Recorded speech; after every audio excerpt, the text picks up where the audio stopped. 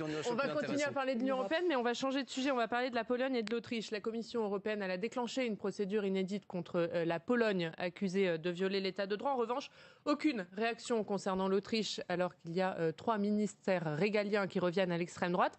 Est-ce qu'il y a deux poids, deux mesures? Est-ce qu'il y a une ambiguïté de la part de l'Union européenne? Oui, bien sûr. Non, mais il y a des tas d'ambiguïtés. De toute façon, c'est insupportable, ces gouvernements nationalistes, xénophobes pour certains, et illuminés sur le plan religieux pour d'autres, qui naissent de cette construction européenne. Voilà, je veux dire, on a souvent une Union européenne qui fait la leçon à beaucoup de pays du monde, et nous, la France insoumise, on nous accroche au paletot des fois des soi-disant amitiés avec certains, etc., où on veut nous embarquer sur le plan international dans des soutiens que nous n'avons pas toujours, mais il y a une forme, bien souvent, on ferme les yeux sur des, comment dirais-je, des responsabilités politiques au sein de l'Europe qui n'indignent pas, parce qu'elles participent à cette construction libérale. Alors, moi, le gouvernement polonais, je n'ai aucune sympathie pour lui, je trouve que c'est des conservateurs, mais plus que ça, des obscurantistes religieux, franchement, et je m'inquiète de voir ce qui se passe aujourd'hui en Autriche, bien entendu, mais le problème, au bout d'un moment, sortons de ce côté, observons ce processus politique qui fait monter les nationalismes. L'Union européenne telle qu'elle se construit dresse les peuples les uns contre les autres, met en place des concurrences déloyales. La circulaire des travailleurs détachés que M. Macron n'a certainement pas abrogée ni modifiée amène à ce que vous avez aujourd'hui une concurrence. On a fait rentrer des pays européens auxquels on a dit votre valeur ajoutée, ça va être que vous êtes moins disant social. On a organisé un dumping, on a délocalisé des entreprises qui sont allées s'installer dans certains pays, évidemment pas en raison du climat ou je ne sais trop quoi, mais parce qu'il n'y avait quasiment pas de code du travail, que les gens étaient payés moins cher, etc., etc., etc. Tout ça fait monter des nationalismes, exacerbe. Est-ce que tout ça peut entraîner une vague populiste aux élections européennes ? C'est un élément d'explication de ce qui se passe d'ailleurs en Espagne. Alors, sur la vague populiste, il faudrait qu'on discute, parce que moi, le mot populiste, j'aimerais qu'on le définisse. Ça veut dire quoi, être populiste ?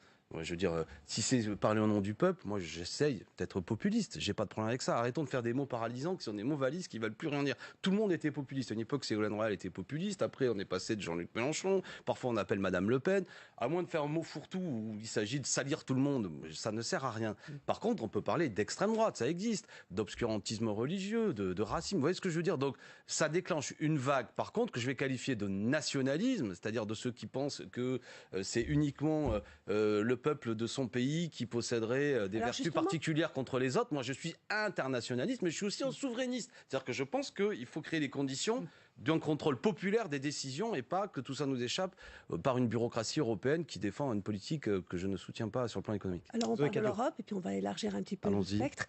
Emmanuel Macron reçoit aujourd'hui le président palestinien Mahmoud Abbas, 2 semaines après le Premier ministre israélien Benjamin Netanyahou. La France doit-elle jouer un rôle médiateur dans ce dossier, surtout quand on voit l'attitude des Américains? Moi, je pense qu'il faut la paix. La paix, la paix, la paix. Voilà, je ne souhaite pas que toutes les tensions de ce conflit israélo-palestinien qui dure depuis trop longtemps viennent en France, sur le territoire national, pour nous déchirer. Je ne suis pas d'accord. Quels que soient d'ailleurs les camps qui sont pris, même si je pense qu'il y a un peuple, le peuple palestinien, qui doit lui trouver ses droits et trouver les conditions effectivement d'une vie digne, et ça n'est pas le cas aujourd'hui. Mais je suis sensible aussi à ce qu'en Israël, il y ait la paix, et il y a un peuple israélien qui, à mon avis, subit bien souvent d'ailleurs des politiques de M. Netanyahou, etc., et qui, comme tous les peuples du monde, voudraient pouvoir vivre en paix. Mais il faut pour ça qu'évidemment, il y ait une modification de beaucoup d'inégalités. Mais une fois que j'ai dit ça, si la France peut être utile dans ce dialogue, plutôt que parfois dans une exacerbation du propos d'un camp comme de l'autre, un peu belliqueux, tant mieux. Moi, j'ai peur parfois de cette outrance qu'il y a, que ce soit de la part de certains, notamment, y compris de prise à partir de positions... Non, mais il y a parfois de la part de certaines personnes qui, en raison de leur confession en France, prennent immédiatement parti pour le gouvernement israélien, quelle que soit d'ailleurs sa couleur politique, que je trouve dommage, parce que ça perd toute vue. Hein. On peut être attaché à la sécurité d'Israël sans pour autant considérer que tout ce que va faire le gouvernement israélien est bien, et voilà. On passe à la politique française. Alexis Corbière, qui est notre invité aujourd'hui dans le Territoire d'Info. Édouard Philippe a annoncé hier des consultations à partir du 11 janvier sur la politique migratoire. Est-ce que c'est une bonne initiative ? Est-ce que c'est une manière de calmer les choses ? On verra, oui. Bon, des consultations, ça fait pas de mal. Moi, par contre, ce qui m'a déplu de la part de M. Collomb, c'est-à-dire que c'est un sujet sensible, on le sait, extrêmement, qui peut déclencher des passions. Et qu'est-ce que c'est qu'a dit dernièrement M. Collomb? C'est donner l'impression qu'en gros, on va encore plus durcir les conditions de vie souvent de gens qui sont en beaucoup de difficultés, qui sont en situation de difficulté souvent en France, pour régler en quelque sorte ou créer moins de facilité, pense-t-il, à ce que des gens viennent en France. Mais les gens qui sont là le sont parce qu'ils sont souvent chassés de leur pays ou ils le quittent parce qu'ils... Mais il a quand même modifié la circulaire. Oui, mais pour la durcir, pour amener, par exemple, parce que dans les centres d'hébergement, on va demander à des associations qui sont des associations de solidarité, notamment, je pense à la CIMAD ou Emmaüs, qui en plus ont refusé, ont quitté la Réunion. Franchement, des gens qui sont des militants de la solidarité quand on les connaît, c'est pas eux dans les centres d'hébergement. Vous demandez le retrait de cette circulaire ? Bah oui, parce qu'elle ne règle rien. C'est pas en lacérant des tentes où il y a des gens qui sont dans la rue ou en demandant à des associations de jouer le rôle de la police qu'on va régler le problème. Voilà, ça va encore plus créer de la souffrance. Les gens vont même plus faire confiance à cette association de solidarité. Vous allez voir des gens qui vont dormir dans la rue. Bon, on a un problème lourd qui n'est pas simple, évidemment. La question, elle est aussi d'ordre géopolitique. Pour quelles raisons ces 10 dernières années, des régions entières du monde, 4 pays au moins, ont explosé complètement.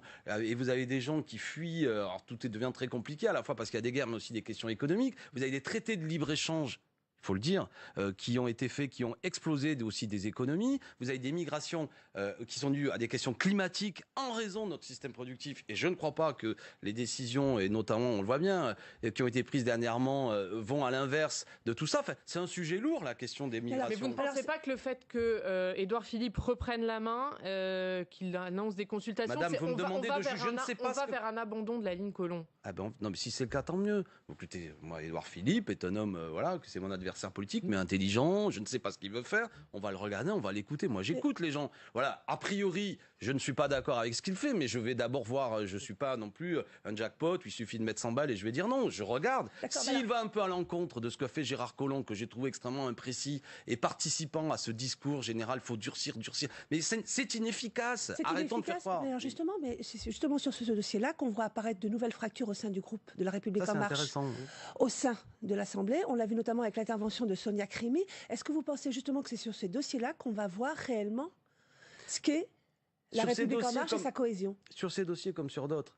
Vous savez, la vie parlementaire fait qu'on passe des nuits entières avec des gens, on discute. Moi, je discute avec des tas de gens République en marche, qui pour certains, c'est assez bigarré, on va dire, surtout ces députés. Bon, j'observe que certains, parfois, ont un peu des états d'âme. Parce que c'est pas ça qu'ils avaient prévu. Ils pensaient qu'on avait fait. Puis ils ont bien vu, on a quand même cassé le code du travail, facilité les licenciements, on fait un budget qui va rendre au moins 9 milliards aux ultra riches et prendre 5 euros aux APL. Alors ce qui parfois m'amuse, c'est qu'autant ils peuvent tous applaudir en cadence quand le chef en bas dit qu'il faut applaudir, mais il y en a beaucoup pour certains qui, quand on discute... C'est la tendance gauche de la République en marche? Est-ce que c'est le mot? Moi, je veux dire, j'observe qu'il y a certains qui ont un peu les abeilles à force de plus en plus, et qui se disent sur les questions sociales, c'est pas terrible. Et puis certains sont aussi attachés, notamment la jeune députée Goyer, qui est une fille courageuse, tout à fait intéressante, qui exprime aussi un point de vue. C'est bon, quoi. Elle a pas, je veux dire, au deuxième tour, M. Macron a été élu pour battre le Front National, d'accord?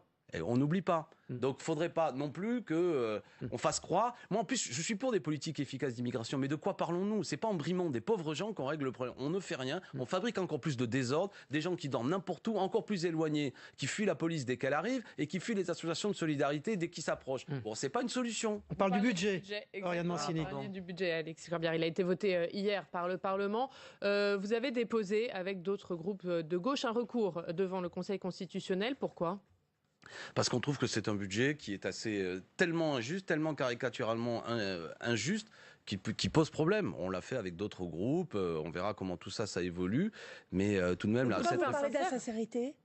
Parce que notamment la modification, vous me prenez à froid, la modification, notamment la mise en place de la flat tax, risque d'avoir des conséquences économiques non maîtrisées. Vous avez une tribune d'économistes qui avait été publiée dans le Monde, enfin un économiste dont j'oublie le nom alors qu'il est, qui avait pointé ça. Donc en vérité, on va avoir une réduction des rentrées fiscales beaucoup plus importante que ce que nous le dit Monsieur le maire, qui dit il faut faire confiance. Donc voilà, le débat va avoir lieu. Certains économistes nous aident dans cette réflexion. On ne peut pas impunément créer des systèmes où vous réduisez la fiscalité, notamment pour les plus riches, et créer les conditions, ça va créer les conditions d'un déséquilibre du budget à l'arrivée. Justement, ce budget, vous se voulez celui du pouvoir d'achat. L'INSEE vient de mettre un carton rouge en parlant notamment d'une hausse de 4,5 milliards de hausse d'impôts pour les ménages. Le gouvernement dit que c'est pas tout à fait ça. Ah ouais, non, mais voilà, moi je pense que l'INSEE a raison de pointer. Vous allez avoir un coup de massue fiscale? Du moins, vous allez avoir l'augmentation de la CSG pour beaucoup notamment des retraités. Vous allez avoir une situation effectivement qui va être de plus en plus difficile. Puis vous avez un pouvoir d'achat qui va rester scotché. C'est quand même ça le problème pour beaucoup de salariés. Bon, donc à l'arrivée, c'est rien de bon pour nous tous. Et puis, qu'on vienne m'expliquer là encore pour quelles raisons il fallait réduire l'ISF qui concerne non pas les riches, mais la poignée d'ultra-riches. Qu'est-ce que c'est que cette histoire? Qui peut croire qu'aujourd'hui, le fait que les 500 000 Français les plus aisés doivent retrouver encore plus d'argent, que nous devons leur rendre de l'argent public? C'est surtout ça qui est agaçant. On ne cesse de traquer à tout moment les choses pour dire qu'il faut réduire les dépenses publiques, il faut faire des économies, etc. Et puis on en vient à rendre de l'argent. C'est-à-dire, tout ça est absurde. C'est la théorie qu'on a appelée du ruissellement, totalement fumeuse, qui consiste à dire que parce que les ultra-riches auront encore plus de biens, ça profitera à l'économie. C'est tout l'inverse qui a lieu. Et il y a beaucoup d'inefficacité, je trouve, face à la fraude et l'évasion fiscale. J'aimerais insister là-dessus, quand même, qui est quand même le gros dossier, 60 à 80 milliards d'euros chaque année qui part en fraude et évasion fiscale. J'ai rien entendu d'efficace. Alors vous parlez justement des cadeaux fiscaux qui ont été faits. Alors il y a quand même un joli cadeau qui a été fait par le magazine Capital, qui vient de publier un classement et qui justement vous attribue de très bonnes notes sur votre travail parlementaire, contrairement à La République En Marche. Vous êtes même, les députés de la France Insoumise sont pointés comme des très gros bosseurs, contrairement à d'autres, et on pense notamment à Claire Aupetit qui a été plutôt reçoit un carton rouge pour son travail au sein de l'Assemblée. Est-ce que vous êtes surpris? Est-ce que c'est le fait d'être peu nombreux qui vous oblige justement à vous démultiplier au sein de l'Assemblée? Oui, non, mais il y a ça. Il y a le fait qu'on essaie au groupe que nous sommes à faire autant que les autres. On y arrive bien. Moi, ça m'amuse de vous avez cité le nom d'une députée, je veux dire, je veux pas accabler, mais qui avait été très méprisante avec les milieux populaires en disant dans une entreprise, etc. Dans une entreprise, son comportement, il l'amènerait un petit peu la porte. Tout ça pour dire qu'elle devrait être un petit peu plus modeste, avoir un peu plus de compassion pour les gens modestes. Cette dame qui a donné beaucoup de leçons avec un vocabulaire très méprisant. Bon, et nous là-dedans, on bosse. Alors, j'aimerais au moins, on a le droit, je profite de ce micro pour dire, on a le droit de pas être d'accord avec ce que nous disons, évidemment. Par contre, j'aimerais que cesse parfois de la part de certains, je parle pas de vous en l'occurrence, mais le côté, la France Insoumise, ils proposent rien, etc. Nous proposons près de 2000 amendements. Ils sont pas retenus, très bien. Nous déclinons notre programme, l'Avenir en commun, qui avait 357 propositions. On a le droit de pas être d'accord avec lui. Mais on n'est pas obligé parfois de ne caricaturer en disant, il y a une opposition qui ne porte rien. Parce que quand on fait ça, on participe à une propagande qui vise à ne pas dire ce que nous disons. Par exemple, François Hollande, qui est sorti de sa boîte pour dernièrement nous flétrir et dire de toute façon Mélenchon et ses amis ils n'ont pas de programme. On a envie de dire hey Joe, ce serait bien que tu suives un peu le débat. Déjà on a proposé un programme, le fait qu'il ne l'ait même pas lu est un problème, ou alors le fait qu'il cache l'existence d'un programme est aussi un problème. Et je dis lui parce que aussi monsieur Macron l'autre jour, lors d'une interview extrêmement d'ailleurs pugnace, est venu à dire parfois qu'il écoutait mais qu'il fallait faire des propositions. Nous en faisons, mais il y a le rouleau compresseur. Voilà, qui vise à... Alexis Corbière, on va parler de Jean-Luc Mélenchon. Vas-y. Non, allez. Alors, Jean-Luc Mélenchon, hier, on recevait sur ce plateau Laurent Berger, le secrétaire général de la CFDT. On lui posait la question sur la stratégie de Jean-Luc Mélenchon et des syndicats pour mener l'opposition face à Emmanuel Macron. Il nous a répondu que Jean-Luc Mélenchon arrête de nous donner des leçons. Qu'est-ce que vous lui dites à Laurent Berger? Non, mais il n'a pas entendu ce que dit Jean-Luc Mélenchon. On ne donne pas des leçons, mais par contre, on s'exprime sur les raisons pour lesquelles une offensive contre le Code du travail extrêmement rude est passée. On pense qu'il aurait pu avoir une autre forme d'organisation, une résistance unie contre ça, et on a le droit tout de même, c'est pas une vache sacrée, monsieur Berger, on ne se mêle pas de ses affaires internes, mais on a le droit d'avoir une opinion sur ce que font les organisations syndicales, les organisations politiques, etc. Donc qui viennent pas polémiquer avec lui. Est-ce que la stratégie de Jean-Luc Mélenchon était la bonne? C'est-à-dire? Est-ce que ce n'est pas ça qui a affaibli l'opposition face aux réformes? C'est quoi ça? Moi je veux bien. Mais la division entre le syndicat et le politique. Mais nous, on a fait l'inverse. Vous êtes d'accord sur le fait qu'on a appelé tout le monde à converger. Donc, ce qui ne s'est pas fait. Oui, d'accord. Donc, c'est pas notre faute. Vous voyez ce que je veux dire? Voilà. D'un seul coup, vous m'amenez sur une polémique vis-à-vis de monsieur Berger. Il a le droit, lui, de faire. Surtout, je veux dire, dans la bouche de Jean-Luc Mélenchon. Je dis peut-être une bêtise. Je n'ai jamais entendu Jean-Luc citer le nom de monsieur Berger. Donc, s'il veut rester indépendant. Jean-Luc Mélenchon attaquer la stratégie des syndicats. D'accord. Mais si on veut rester sur le même terrain, que monsieur Berger ne cite pas Jean-Luc Mélenchon en particulier. Nous, on n'a rien contre sa personne, mais on s'est interrogé sur pourquoi les organisations syndicales n'ont pas réussi à faire l'union de résistance face à une offensive très dure sur le Code du travail. On n'arrête plus. Alexis Corbière, Nicolas Hulot. Mais je ne veux pas me mêler des affaires internes des syndicats. C'est important. Hier avait lieu la clôture des États généraux de l'alimentation. Nicolas Hulot devait prononcer un discours et finalement il n'est pas venu. Est-ce que vous regrettez son attitude? Est-ce que vous la comprenez? Est-ce que vous allez dans son sens? Je ne suis pas au courant. À quoi il n'est pas venu? À la clôture des États généraux de l'alimentation. Et alors, qu'est-ce que je devrais... c'est dommage, oui, effectivement, c'est regrettable. Est-ce qu'il y a une cohésion gouvernementale? Pourquoi le ministre de la Transition écologique n'y était pas? Il y a des questions qui se posent ce matin. Est-ce que vous comprenez qu'il n'y aille pas? Je vais vous dire, je trouve intéressant cet homme Hulot. C'est intéressant, on vous le discute comme ça. récupériez bien mais c'est pas le mot. Mais je veux dire, tout à l'heure, on parlait des états d'âme et des abeilles que certains ont, des abeilles virtuelles. Hulot, c'est un homme de dialogue. Souvent, ça nous arrive après. C'est intéressant d'ailleurs, quand la session est finie, il discute avec nous. C'est un type qui... Et on voit bien qu'il est traversé de contradictions. C'est un appel à Nicolas Hulot? Non, mais je veux dire, je pense que c'est un homme qui reste sincère et qui traverse des tensions internes. Et voilà. Merci. Et par moments, mais je ne sais pas la raison de son absence, parce que si ça se trouve, une fois, il avait quitté une commission, il avait un problème de santé. Je veux pas me mêler. Mais je pense effectivement, comme c'est un écologiste sincère, qu'il aura peut-être à un moment donné des difficultés à rester jusqu'au bout. Mais je le salue et puis je le combats après parce qu'il est malgré tout membre d'un gouvernement. Et je crois qu'il a eu tort d'y participer, mais on verra tout ça. Merci, je souhaite à chacun une bonne année parce qu'on se reverra pas sans doute avant le 31 décembre. Oui, ça arrive vite. Oui, mais bon, voilà. Merci Alexis Corbière. Bonne année à tous, merci. La France Insoumise de Seine-Saint-Denis d'avoir été invité. Territoire d'Info passe au débrief de vos propos dans un instant.